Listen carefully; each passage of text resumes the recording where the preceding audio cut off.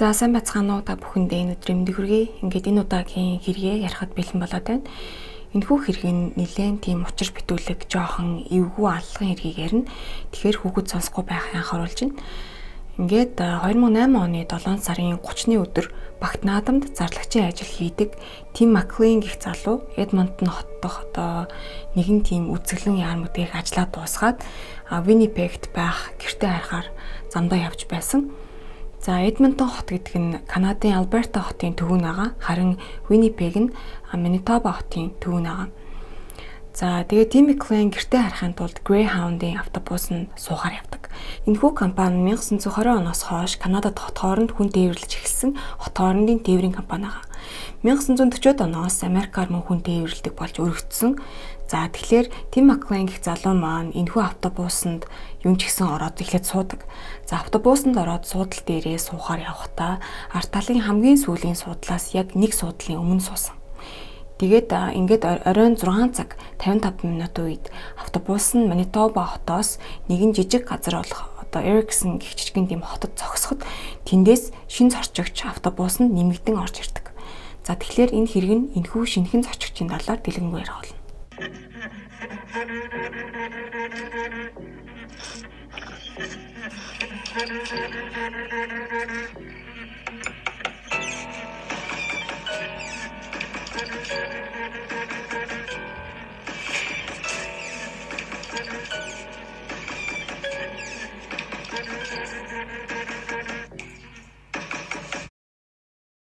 За ингээд хэрэгээ ярьж эхлэе. Тэгэхээр тухайн өдөр автобусанд гаднаас нэмэгдэж орж ирсэн хүний нэрийг Vince Wang Lee гэдэг хүн байсан. Гадаад төрхийг нь төрслөх юм бол 40 иргэм наснда явж байгаа нэлээд тийм өндөр дүү хар нарны шил зүүсэн үсээ хуссан боловч өс нь нэг жоохон ургацсан маягийн тэгээд нэг тэмхүү амьтан анзаараад байхааргүй ингээл нэг Аз хүн байсан. Тэрээр 2008 оны 7 сарын 28-нд өдрийн 12 цагийн алдад Эдмонд хотоос Виннипег хот руу явах Greyhound-ийн автобусанд суусан байдаг. Тэгээд 7 сарын 29-нд буюу маргааш өдрийнхөө оройн 6 цагт Манитоба хотын Эриксон гэх нөгөөдгийн жижигхэн хотод тухайн автобусанд зорчигчтой амраахаар зогссон. Тэгэхэд яг Ли бууж үлдсэн байна. Ли автобусаасаа бууж хүнсний дэлгүүрийн хажуугийн модон сандал дээр суусан. Тэгээ тухайн үед Лин дор хаяж 3 хэсэг хачаатай явж байсан. За тэгэхээр Лиг яагаад Эриксон хотод бууж үлдсэнийг бол хэн ч мэдэхгүй. Тэгээд түүнийг автобусны буудлын ойролцоо ямартайч харсан нэгэн гэрчийн мэдүүлэхээр шүн дунд үүрийн 3 цагийн алдад тамхитд гад гарсан чинь нөгөө Аз залуу гадаах модон сандал дээрээ суусан хിവэрээ нүдэн бүр ингээд амар бүлтийцэн ингээд бүлтрэх юм шиг болоод нэг юм руу ингээд гөлөрцөн. Тэгээд ямар ч хөдөлгөөнгүй ураг шаарсан байдалтай гатцсан юм шиг суугаал байсан гэдэг. Ингээд маргааш нь буюу 7 сарын 30-ны өглөө Ли нөгөө сандал дээрээ суусан хിവэрээ байсан. Тэгээд ойролцоох бензин колонкоос машинда бензин авч явсан нэгэн 15 настай хүүгийн бас мэдүүлгээр Ли түүн дээр очиод ойртож очиод нэг санал тавьсан. Тэгээ тэрээр хэлэхдээ Ли түүнд хандан би ноутбукээ $600 зарна шүү гэхэд хүү надад тийм их мөнгө байхгүй штэ хин хариулсан. Тэгт нь за тэгвэл $60 авчаал та гэж хэлсэн байдаг. Тэгний өдөр Лигийн яг юм ярьсан ганцхан хүн л энэ хүү байсан. Ингээд удалгүй автобусын зогсоол дээр Виннипег руу явах 1170 дугаартай автобус ирсэн. Тэгт нь баахан гадаа хонцсон юм энтрээ зарцсан нөгөөх чинь энэхүү 1170 дугаартай Greyhound-ийн автобусан суухаар шийдсэн байдаг. Яг тэгж таарсан ч байж магадгүй юутайч одоо явъя гэж бодсон байх. Тэгээд Ли автобусанд орж ирээд эхлээд урд хэсэгт суусан. Гэсэн хэдиж гинтл хойд суудлал руу яван яг Маклин хүүгийн хажууд очиж суусан. За Тим Маклин хүү тухайн үед Лиг хажууд нь суусныг анзаарсан ч шинж байхгүй. Чихэндээ чихв зүүчихсэн цонхыг толгоогоор ингээд налаад унтаж авсан. Тэр хоёрын сандалны яг эсрэг талын игнэний сандал дээр сууж авсан нэгэн оюутан залуу юудаж санаатай биш юм шиг хэрнээ санамсаргүй байдлаар тухайн яг үйл явдлыг аюух анзаарч харсан байдаг. Тэгээ түүнийг Стивен Аллисон гэдэг. Тэгээ Стивений эхнэр тэдний яг ард буюу хамгийн арын суудлал дээр мөн сууж авсан юм байлээ. Тэгээ тэнд бас хажууд нь нэг ээж хүүтэйгээ сууж исэн. За ингээд ямар ч аса автобус нь хөдөлсөн. Тэгэхээр автобус маань ямар ч тач Канадын хурдны зам дээр хурдаа аван тавхиж явсан. Аллисон гэх залуугийн анхны сэтгэлээр Ли нэг л тийм хүүтэн хөөндий харцаа нуусан айгу тийм эвгүй сэтгэл төрүүлсэн гэдэг. Тэгээд анзаараач хөө нөх өөрөө мэдгүйгээр ингээд хайхрамжгүйгээр лиг ингээд харсан чинь автобусанд дөнгөж орж ирээ суугаа удаачгүй байхдаа сандал дээрээ суучаад ураг шаашаа биеэ ингээд савчаад хөдлөөд байсан гэж байгаа. Тэр үедээ амандаа нэг зүйл ингээд бовтнаад байсан. Алисон түүний амандаа бовтнаад байгаа тэр уншаад байгаа зүйлийг нь сонсох гэж ингээд оролцсон ч гэсэн юутаач ойлгохын аргагүй байсан. Тэг ямар ч байсан англи хэлээр бол юм уншаагүй нь ойлгомжтой байсан. Тэгээд магадгүй ли өөрөө хятад хүн учраас хятадаар тийм залбирал ч юм уу тиймэрхүү зүйл уншсан байж магадгүй. Тэг автобус явсаар нарч жаргаж гадаа гэгээ тасарч эхэлсэн. Автобусны дотор огт гэрэл саагүй бүгдийг унтраацсан байсан. Зөвхөн хамгийн урд байрлуулсан телевизэрнээс багаан гэрэл ингээд гарцсан тодорхойг ингээд бүдэг бата гэрэлтүүлж исэн. Тэгээд тухайн зураг дээр тавьсан байсан кинон тийм Зорогийн Тулаантай кино гарч исэн. Ихэнх зорчигчдын зарим нэг хэсэг нь ингээд кино үзээл, зарим нь болохоор унтах маягийн амралтын байдалтай тийм нам гүн байдалтай явж исэн. Тим Маклин болон Ли нарын суудлын яг эсрэг талын суудалд суусан Алисон гээд нөгөө залуу юу ч тийм анзаарсан зүйлгүй зөөрмөглээд зүгээр л ингээд суугаад байж байсан чинь хажуу суудлын хүн яг цүнхээ ингээд ухаад эхэлсэн гэж байгаа. Тэр нүдийнх нь хажууд ингээд харагдсан. Тэнгүүд нь ингээд зүгээр л ингээд хальт ингээд харсан чинь цүнхнээсээ нэг тийм том зүйл гаргаад ирсэн. Тэгээд Алисон яг юу юм болоо гэд ингээд сайн харсан чинь маш том утга гаргаад ирсэн. Утгаа ингээд цоошртээд ингээд суужсэн байгаа. Тэнгүүд нь нөгөө нэг Алисон чинь юу вэ гээл бүр амар гайхаал Ли рүү ингээд хараад исэн чинь Ли яг түүн рүү өөрлөө ингээд эргээд харсан. Тэр үед л бүр хар нүдний шил зүүчгсэн тийм утгатай тийм галзуу гэдэг нь ойлгомжтой нөхөр. Тэгээ өөрлөө нь харах тэр мэдрэмжийн талаар Алисон сүлд нь дурсахтаа үнэхээр бүр аимшигтай байсан. За тэгэл яг тэр үед бол түүнийг толгойд одоо ч би ингээд хөх цаг маань ирсэн байна л та хэмээн бодогдчихсэн гэдэг. Хүмүүчийн дотор Ли шууд цаашаага буюу баруун гар тал руугаа эргээд Маклины одоо унтаж явсан Тим Маклин хүүгийн хүзүү болон цээжин тус газар нь том утгаараа дүрж эхэлсэн. Тим Маклины аимшигтайгаар амь тавин орилох чимээ автобусны доторх бүх хүмүүсийг сэрээгээд зочоосон. Алисон болохоор автобусны гол хэсэг рүү маш хурднаар гүйн хамаг чадлаараа орилсон. Автобусаа зогсоо хүн хутгалж байна. Хүмүүсээ хамаг хурднаараа гаргаа гэд орилоод байсан. Ингээд сандарсан ч болооч тэр дараа автобусаа замын хажуу хэсэг рүү болгон зогсоосон. Дотор явсан бүх зорчигчид ч гэсэн бүр бүх чадлаараа гадаа гарч зогсоод дотор юу болж байгааг бүгдийг нь цонхны цаанаас харж зогссон байна. Хамгийн аимшигтай нь хамгийн арын суудалд сууж байсан Алисны эхнэр болоод мөн нэг хүүхэдтэй тийм эмэгтэй нар яг тухайн үед бууж чатаагүй тэндээ үлдсэн аимшигтай үйл явдлыг ингээд хажуухан талаас нь хараад суужсэн байна. Тэгээд автобусны гол хэсгээс буцаж хурж ирээд Алисон нөгөө нэг гацсан хүмүүсийг суудалд давуулан арай хийж аварсан бөгөөд тэр үед Тим Маклин ч мөн суудалд даван зогтох оролдлого хийсэн. Гэсэн хэдийчлээ зогсолтгүй бүр ингээ хутгалаа л байсан учраас бараг нэг дор 50-аас 60 удаа маш тийм хурдтайгаар хутгалж исэн. Тэгээд утга бүрийн зоолтонд нь тэрүүхэн хугацаанд болж өнгөрч исэн учраас ямар ч тийм аврал байгаагүй.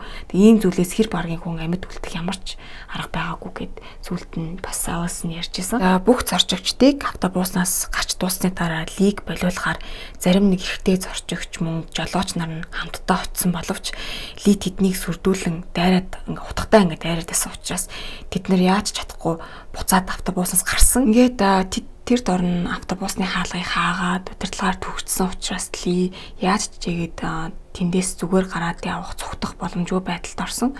Мөн автобусыг ч гэсэн жолоодоод унах тийм боломжгүй болгосон байна. Ингээд Ли тухайн хүмүүсийг дахиж орж ирэх гэж оролдоход нь утгаараа хаалганы завсраар ингээд зүсэх гэж оролдож байсан учраас тэд нар ч гэсэн аврах оролдлого бол болсон байна. Ингээд тухайн үед бол мэдээж хэрэг Тим Маклин бол бүрэн үхээгүй байсан. Ямар ч байсан ам голтойгоо ингээд автобусны дотор ингээд үхлийн байдалтай хэвтэй байж хахад Ли буцаж Маклины биен дээр нь очиод доош суугаад нэг зүйл хийж эхэлсэн байна.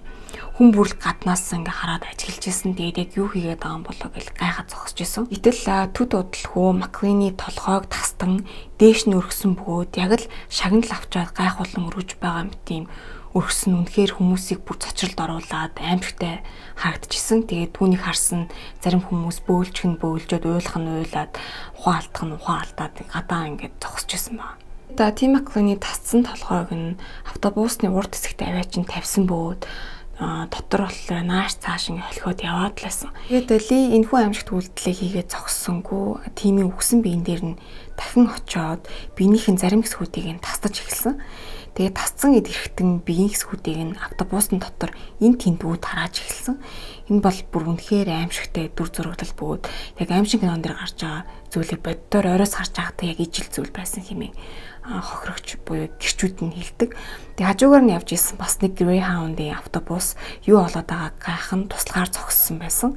Тэгээ тухайн автобусны жолооч болон зарим нэг зорчигч нар хамтдаа өөр нэг ачааны машины жолоочийг зогсоогоод түүнээс лом тэгээд алах зэргийг аваад цагдаа нарыг ирэхээс өмнө алуурчин автобусаас гаргаад цугтаалахгүй байх бүх арга хэмжээг хамгаалтанд гараад ингээд байжсэн юм билээ. Тэгээд тимийн үхсэн биеийг нэлээд яргалсныхаа дараа автобусыг унаад Лиийн цугтах гэсэн оролдлого хийсэн боловч жолооч автобусыг аль хэзээний төвчсөн байсан учраас ямар ч жолоодох боломжгүй болчихсон байсан.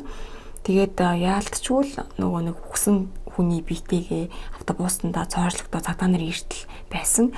Орой 8:30 минутын орчимд хотын баруун хэсэгт явж исэн Greyhound автобусанд халдлага гарлаа гэсэн дуудлагаар Royal Canadian Mounted Police яаравчлан хэргийн газар дээр очсон байдаг.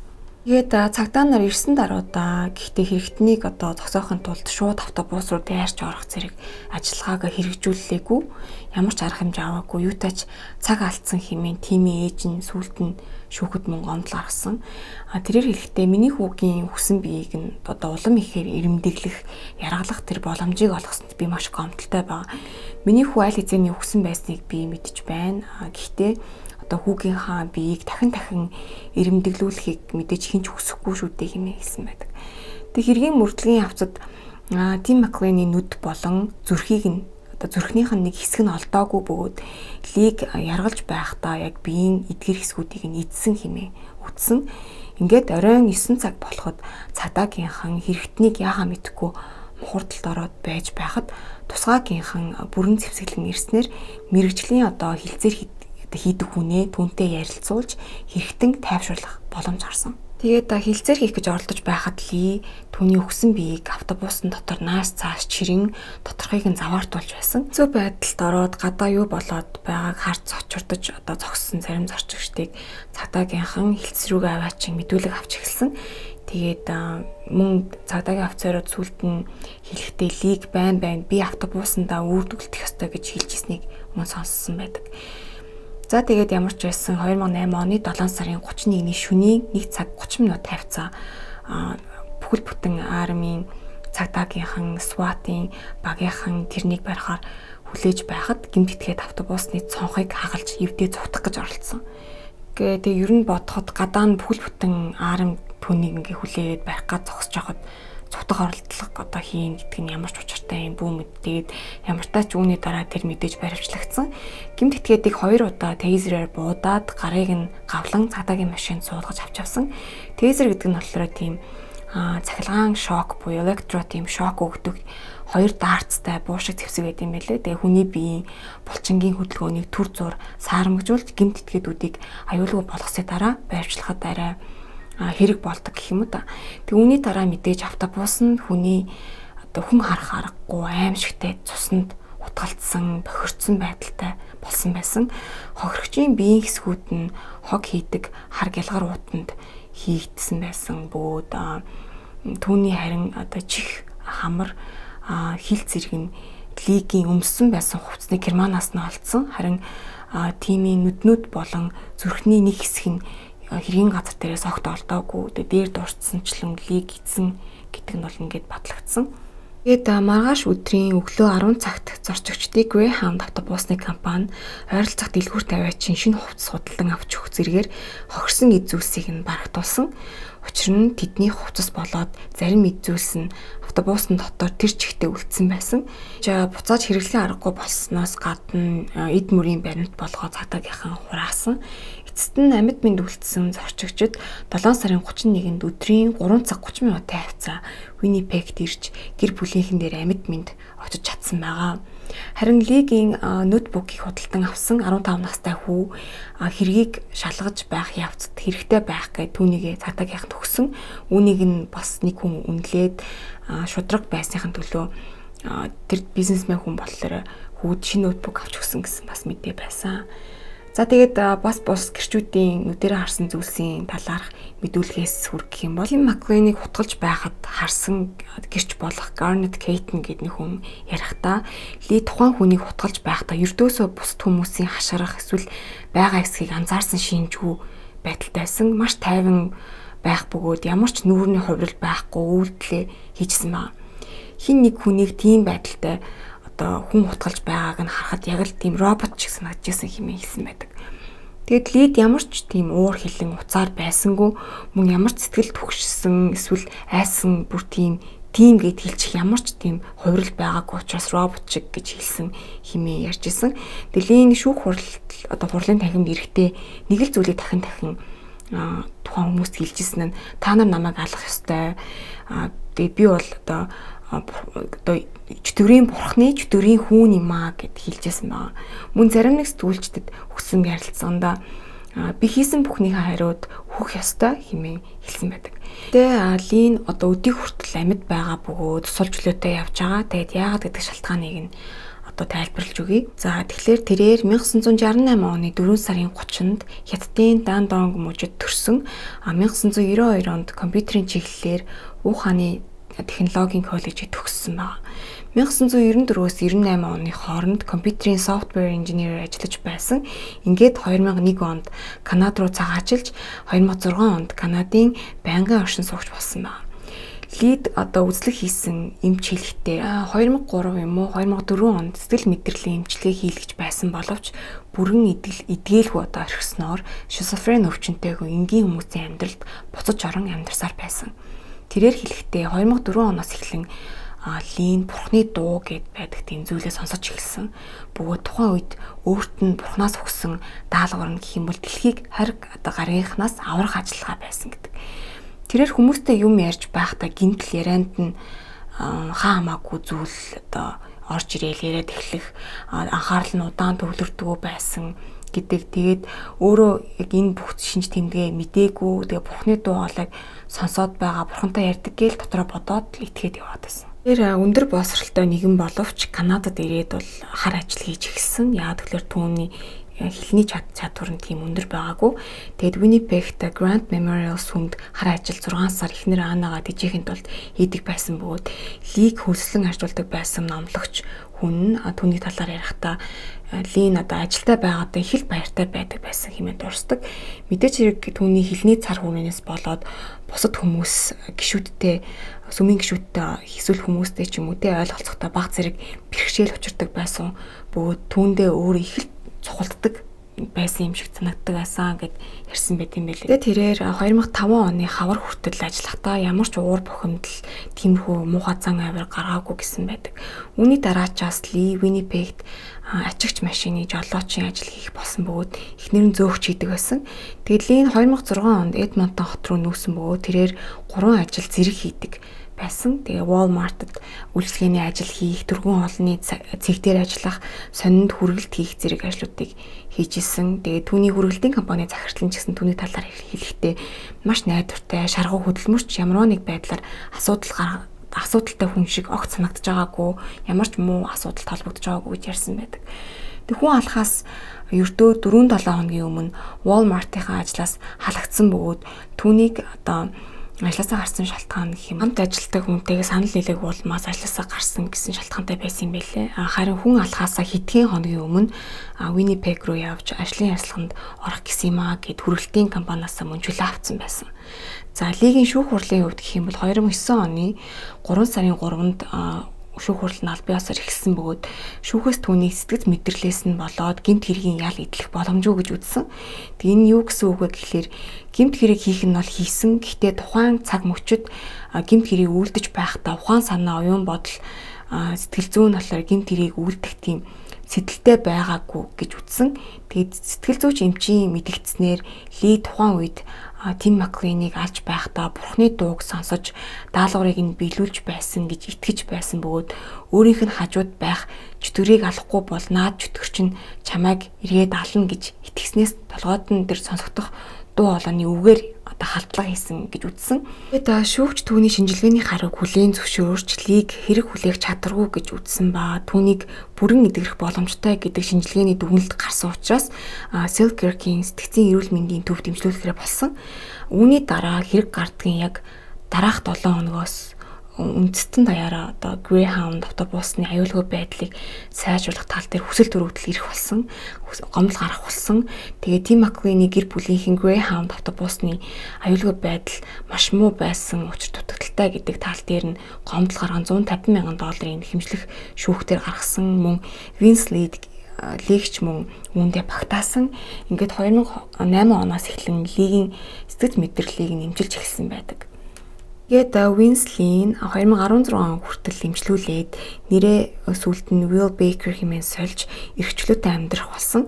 2017 онд түүнийг шүүхээс эрхчлөөтэй амьдрах бүрэн боломжтой ямар нэг хориг хэрэггүй хэмээн шийдвэрлсэн байна.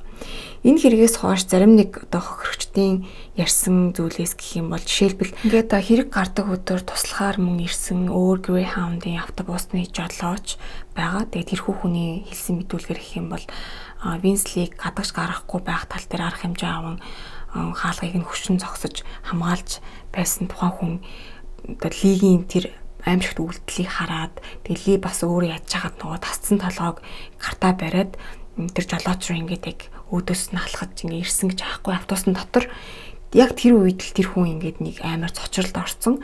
Тэгээд өөрөө хэлэхдээ энэ зүйл нь болохоор түүний сэтгэл маш тийм хар бараа хамгийн айцтай дүр зургийг үлдээсэн. Тэгээд энэ хэрэгээс хойш дахин тийм автобус барих ч юм уу жолоочийн ажил хийж чадхаа болсон. Байнгын хойноос нь ямар нэг юм дайрах зам сангдаг болсон гэж байгаа. Тэгээд доктортой ажиллаа хийж чадахгүй өслөд ажиллаа хайсан.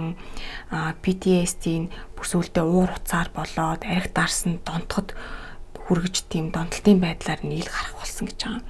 Тэгээд энэ тухайгаа өөрөө хэлэхдээ бор дарс намайг одоо 50 унтахад нь тусалдаг. Эсбөөс би тухайн зүйлийг үргэлж зүүдэлдэг хэмээн хэлсэн байдаг.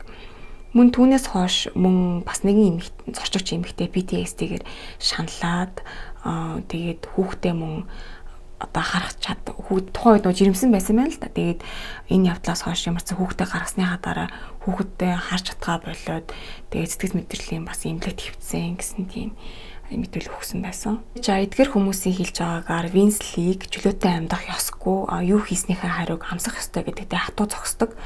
За тэгээд Tim McLean-ийн үхлийн дараа түүний найз охин болох Colin гэдэг нэг бүсгүй байсан билээ. Тэгээд түүний хүүг нь болохоор яг 2008 оны 12 сард буюу түүний үхлээс яг 5 сарын дараа төрүүлсэн. Тэгээд Tim McLean-ийн ээж Dee гэдэг нэг бүсгүй байгаа. Тэгээд түүний хувьд хүүгийнхээ үхлээс хойш өглөөд босох ганцхан шалтгаан нь ач хүүнд болсон.